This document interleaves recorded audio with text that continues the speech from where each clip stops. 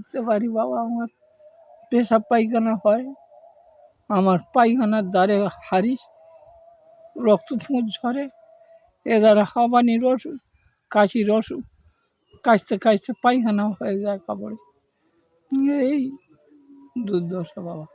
হ্যাঁ, তাই যে নামাজ পড়তে গেলে পরিষ্কার পরিচ্ছন্ন হয়ে নামাজ পড়তে হবে, নত নামাজ হবে না। তুই যত পড়ে যাও, হবে না, না নামাজ হবে না। আর পাশে যে দাঁড়াবে তার নামাজও হলো না, এরকম। ডাক্তার দেখাওনি? ছেলেরা হ্যাঁ? ছেলেরা ডাক্তার দেখাচ্ছে না? না বাবা, আমার এই সপ্তাহে গেলে 500-600 করে লাগে এখন ডাক্তার দেখাতে। আবার এই বুক কনকনানি হয়েছে, বুক কনকন করে, গাছ ছাওয়া পড়েছিল, করাচি কাজ করতে গিয়ে গাছ ছাওয়া পড়েছিল, এখন বুকের দোষ এসে গেছে, বুক কনকন করে। এখন বলতে হার্ট আর ডাক্তার বলতেছে এখন ফটো তুলতে হবে, ইয়ে করতে হবে। কার কি করব আর, ফটো কার তোলাবো, কোথায় পাবো টাকা? এখন এই অবস্থা, আল্লাহ পাক আমার এই অবস্থা, এই চলতেছি ফিরতেছি, কষ্ট করতেছি, গেই বিক্রি করে কোনো রকম টাকা পয়সা হলে ওষুধ কিনতেছি, ওই বুক যন্ত্রণার ওষুধ, তারপর হাঁপানির ওষুধ, তারপর এই এটা সেটার নানান সতেরো করে 600-700 টাকা হয় হলে, তাই ওই চাল বিক্রি করে দিতে হয় বাবা। বার্ধক্য ভাতা পাও না? হ্যাঁ হ্যাঁ, বার্ধক্য ভাতা পাই। ওই ইয়ে ওই গোপাল কাজ তুলি, আর 2 মাস কেআইসি হয়ে গেছে বই, কেআইসি করতে গিয়ে সারতে গেলে তা আমি জানিনি, তা সে একজনের নেজাতে গেলে তো ইয়ে করতে হবে। কবি ডাক্তার ধান কাটা হয়েছে, জায়গা দখল করতে হয়েছে। কার? ওই কবি ডাক্তারের কাছে জায়গা ওখানে ছিল না, ওই ধারে। হ্যাঁ, সে ডাঙ্গা হিঙ্গামো এই সব ছিল। কবি ডাক্তার খুব ভালোবাসতো না আমরা, আর কবি ডাক্তারও ভালোবাসতো। আর তোমাদের কবি ডাক্তার তো আমার দাদু। তো তোমার দাদু? হ্যাঁ হ্যাঁ হ্যাঁ, খাওয়া মাখা সব করতাম এসে।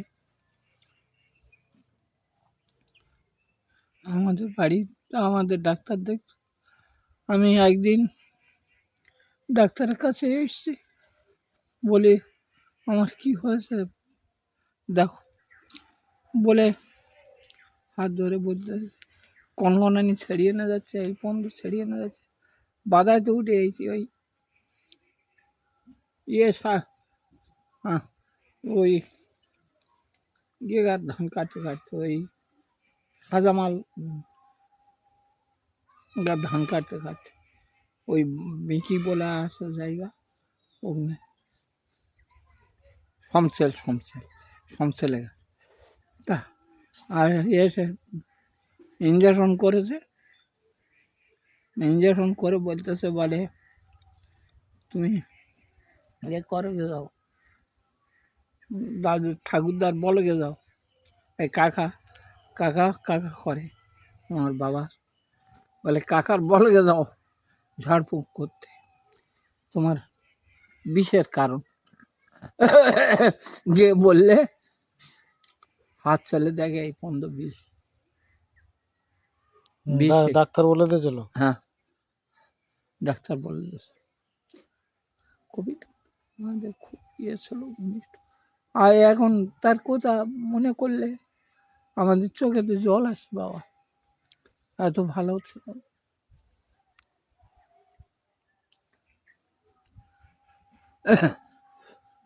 হ্যাঁ, কোভিড ডাক্তার আমাদের খুব উপকারী বাবা।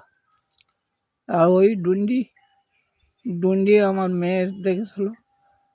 ডন্ডিও আমার দাদু, কবি ডাক্তারের ভাই। হ্যাঁ, আর ডুন্ডি দেখেছিল আমার মেয়ের প্যারালিস হয়েছিল, আমার মেজো মেয়ে, তা অনেক ভালো হয়েছে, কিন্তু আর টাকা পয়সা খরচ করতে পারিনি, আর ভালো করে দেখালে খানটা দেখালে ভালো হয়ে যেত একদম। কিন্তু একটু খুঁজ আছে, একটু টেউরে টেউরে হাঁটে, প্যারালিসিস ধরে গেছে। ডন্ডি ডাক্তারও ভালো। না, কবিরের মতো হয় না বাবা। আর যদি বলে কেন, কবির হচ্ছে গিয়ে হ্যাঁ পয়সা দিবি না পরে দেখি আছে, এই হতো বাবা।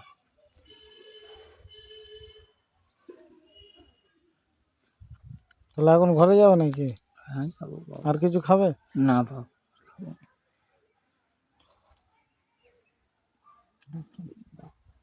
আল্লাহ যত খেয়েছে আল্লাহ তোমার রুজি রোজগারে বরকত দাও।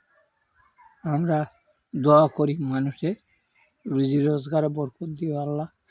আল্লাহ কাজ কারবারে বরকত দিয়ে, ব্যবসা বাণিজ্য বরকত দিয়ে আল্লাহ। আল্লাহ হালাল রুজি খাওয়ার তৌফিক দিও। আমরা এই দোয়া করি বাবা। বাড়িতে ভিক্ষা নিলে যে দোয়া করি না থাকতে দোয়া করি বাবা। আমি দোয়া করছি, একটু আশীর্বাদ করবে দাদু। হ্যাঁ করি বাবা। ঠিক করে রেখে দাও। আশীর্বাদ তো করি আমি করলাম, আরও বা করি বাবা। বাইরে খাবার খেয়ে কোথায় টাকা কোথায় রাখতে? এই পকেটের এই ঠিক আছে। এই খাবার খেয়ে তখন আশীর্বাদ করি। কি আশীর্বাদ কিরাম? কিচ্ছু লাগবে না কাকা, শুধু একটু আশীর্বাদ করো। তুমি এখান থেকে যখন যাবে চা বিস্কুট ফিস্কুট যা খাওয়ার ইচ্ছা খেয়ে যাবে। হ্যাঁ। তোমাদের আশীর্বাদ আলাদা আশীর্বাদ, তাই তো? আল্লাহ।